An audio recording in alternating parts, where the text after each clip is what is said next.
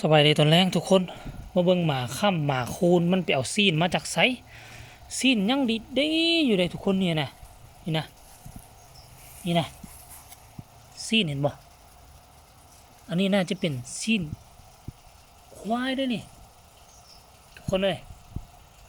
เป็นซีนควายน่ะแต่มันกำลังกินอยู่พุ่นเนี่ยมันกำลังกินอยู่พุ่นอีกบานหนึ่งมันยังกินอยู่พุ่นอยู่มันไปเอามาตอนไหนเขาก็บ่ฮู้เลยนี่นี่อย่างนี้เอามาได้ใส่นี่โอ้โอ้เอามาได้ใส่ฮอนด้าฮะเอากระดูกมาแห้นแล้วก็เอาซีนไปให้เจ้าของอยู่ในเฮือนอีโพดบ่สลัดปะนี่กินเอายังสดนะทุกคนเลยเอาเอามันมี3-4ตัวตัวหนึ่งอยู่พุ่นนี่ตัวหนึ่งพุ่นน่ะม้วนไปเอาอยู่ถงมันมาบ่แต่ว่าอันนี้นี่นะทุกคนแต่ว่าอันนี้ยังเป็นตอนซีนอยู่ได้นี่ตอนซีนอีหลีหล่อนั่นนี่นี่นะ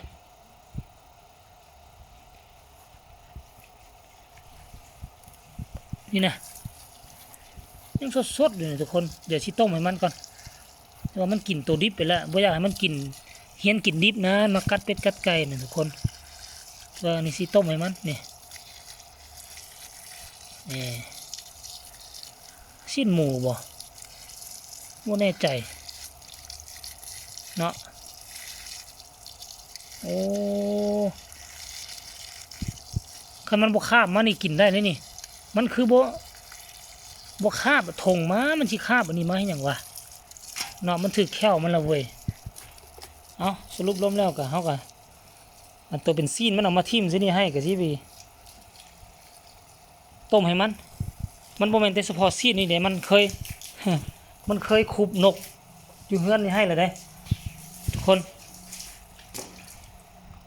มันเคยคุบนกตัวหนึ่งตายอยู่นี่แต่เขาบ่เห็นเนาะจะว่าเน่าจะว่าเหม็นนกกระปืนนะแล้วก็เคยคุบไก่ที่เข้ามาบริเวณนี่2 ครั้งได้กินย้อนมันเลยทุกคนเลยเอานี่ก็เฮ็ดให้มันซะจัดการให้มันทุกคน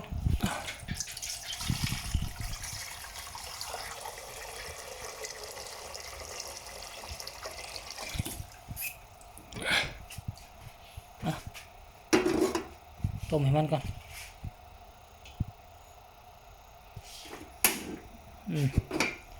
ต้มให้มัน